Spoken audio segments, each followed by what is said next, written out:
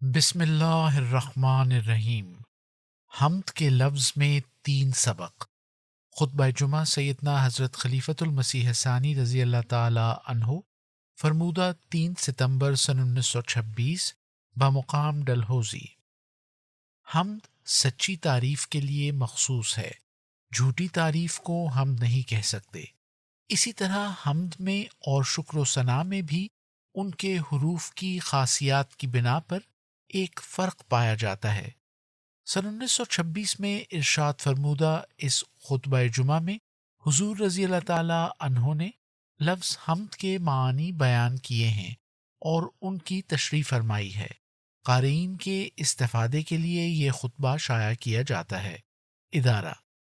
تشہد، تعوذ اور سورہ فاتحہ کی تلاوت کے بعد فرمایا، قرآن کریم میں مسلمان کی ابتدائی اور انتہائی دونوں حالتوں کو ایک ایسے لفظ سے ظاہر کیا گیا ہے جو اسلامی تعلیم کا نچوڑ ہے، اور وہ اللہ تعالیٰ کی حمد ہے۔ قرآن کریم کی ابتدا یا بلفظ دیگر سب سے پہلا سبق جو اللہ تعالیٰ نے مسلمانوں کو دیا ہے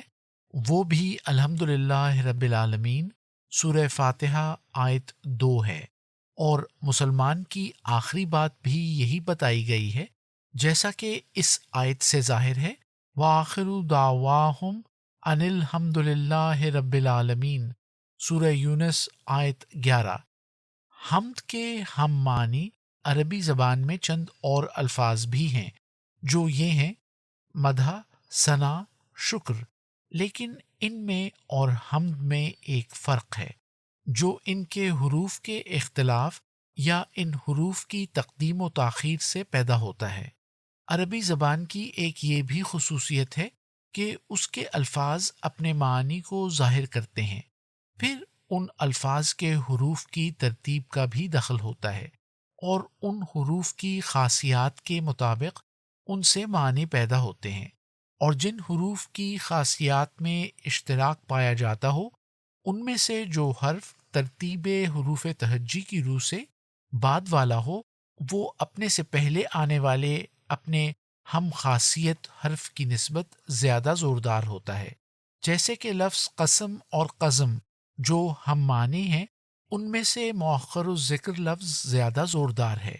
کیونکہ حرف صاد کی نسبت حرف ضاد جو اس کا ہم خاصیت ہے اور حروف تہجی کی ترتیب کی روح سے اس کے بعد آتا ہے، زیادہ زوردار ہے۔ اسی طرح حروف کی زیادتی سے بھی معنی میں زیادتی پیدا ہو جاتی ہے، جیسا کہ باسا کے مقابلے میں باسرا اور قتلا سے قتلا اور علا کی نسبت تعالی زیادہ زوردار ہے۔ غرض عربی زبان کے الفاظ میں حروف کی تبدیلی یا تقدیم و تاخیر یا کمی بیشی پیدا ہونے سے ان کے معنی میں بھی ویسی ہی تبدیلی پیدا ہو جاتی ہے۔ حمد اور مدح کے حروف گو ایک ہیں، مگر ترتیب حروف کی تبدیلی سے ان کے معنی میں ایک فرق پیدا ہو گیا ہے، اور وہ یہ ہے کہ مدح کا لفظ تو سچی اور جھوٹی دونوں طرح کی تعریف کے لیے بولا جا سکتا ہے، مگر حمد سچی تعریف کے لیے مخصوص ہے، جھوٹی تعریف کو حمد نہیں کہہ سکتے۔ اسی طرح حمد میں اور شکر و ثنا میں بھی ان کے حروف کی خاصیات کی بنا پر ایک فرق پایا جاتا ہے، اور وہ یہ ہے کہ یہ دونوں مؤخر الذکر لفظ صرف احسان کے ساتھ تعلق رکھتے ہیں، اور حمد کا لفظ احسان کے ساتھ مخصوص نہیں، بلکہ خواہ احسان کی قسم کی خوبی اور حسن ہو یا ایسی خوبی ہو جو احسان کے ماتحت نہ آتی ہو، دونوں کا اظہار حمد کے معنی میں داخل ہے۔ بس لفظ حمد میں وہ باتیں پائی جاتی ہیں جو اس کے قریب المعانی باقی الفاظ میں نہیں پائی جاتی۔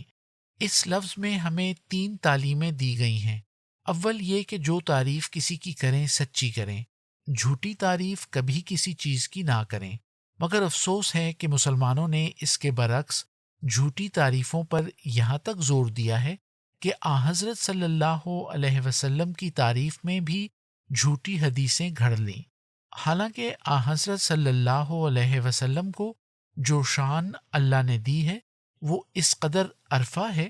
اور جو تعریفیں آپ صلی اللہ علیہ وسلم کی ہیں وہ اس قدر اعلیٰ ہیں کہ ان کے ہوتے ہوئے کسی جھوٹی تعریف کی کبھی ضرورت ہی نہیں پیش آ سکتی، کیونکہ آپ کی سچی تعریفیں ہی غیر متناہی ہیں، اور اگر وہ جھوٹی باتیں آپ صلی اللہ علیہ وسلم کی شان کو بڑھانے والی ہوتی تو اللہ تعالیٰ ضرور وہ باتیں بھی آپ کی ذات میں رکھتا۔ غرض کسی چیز کی کوئی جھوٹی تعریف کبھی نہیں کرنی چاہیے۔ دوسری تعلیم اس میں ہمیں یہ دی گئی ہے کہ ہم جس چیز میں جس حسن و خوبی کا ادراک کریں اس کا اقرار کریں اور اس سے بہرور ہونے کی کوشش کریں۔ جس قدر علوم پائے جاتے ہیں ان کے وضع کیے جانے کی غرض و غایت دراصل یہی ہے کہ جس چیز پر کسی علم میں بحث ہوتی ہے اس چیز کی خوبیوں کا ادراک و اظہار اور اکتساب کیا جائے۔ علم ہیئت، علم حساب، علم ہندسہ، علم طب اور علم قانون، غرض ہر ایک علم کی غرض و غایت یہی ہے، بس انسان کی نظر حسن پر ہونی چاہیے اور اس حسن کو اپنے اندر جذب کرنے میں کوشاں رہنا چاہیے۔ تیسری تعلیم اس میں یہ دی گئی ہے کہ ہم ہر حسن و خوبی کی قدر کریں اور اسے عظمت کی نظر سے دیکھیں اور ہر احسان کے شکر گزار ہوں۔ جو شخص بھی کوئی اچھا کام کرے اس کی قدر کرنی چاہیے، خواہ کوئی ہو۔ دوسرے ممالک کے لوگ ایسے کام کرنے والوں کی قدر کرتے ہیں، مگر ہندوستان میں یہ بات نہیں۔ خوبی والی چیز میں نقص اور عیب بھی ہو سکتا ہے اور ہوتا ہے، مگر اس کی وجہ سے اس کی خوبی کی قدردانی میں فرق نہیں آنا چاہیے۔ اگر کسی خوبی والی چیز میں بہت سے نقص بھی پائے جاتے ہوں تو بھی اس کی خوبی کی قدر کرنی چاہیے۔ لیکن ہمارے ملک میں اور مسلمانوں میں اس کے خلاف یہ بات پائی جاتی ہے کہ اگر کسی چیز میں 99 خوبیاں ہوں اور بالمقابل ایک نقص ہو تو اسی نقص کو دیکھا جاتا ہے اور ان خوبیوں کو نظر انداز کر دیا جاتا ہے۔ پس جس کسی میں کوئی خوبی پائی جاتی ہو اس کی قدر کرنی چاہیے اور اسے اپنے اندر جذب کرنے کی کوشش کرنی چاہیے، اور ان اصول کو ہمیشہ اپنا دستور العمل بنائے رکھنا چاہیے۔ جیسا کہ ابتدائی اور انتہائی تعلیم الحمدللہ رب العالمین سے مفہوم ہوتا ہے، مسلمان کے کام کی ابتدا بھی حمد سے ہے اور انتہا بھی حمد پر۔ اللہ تعالی ہمیں اپنی سچی اور پاک تعلیم پر چلنے کی توفیق دے۔ الفضل 21 ستمبر سن 1926۔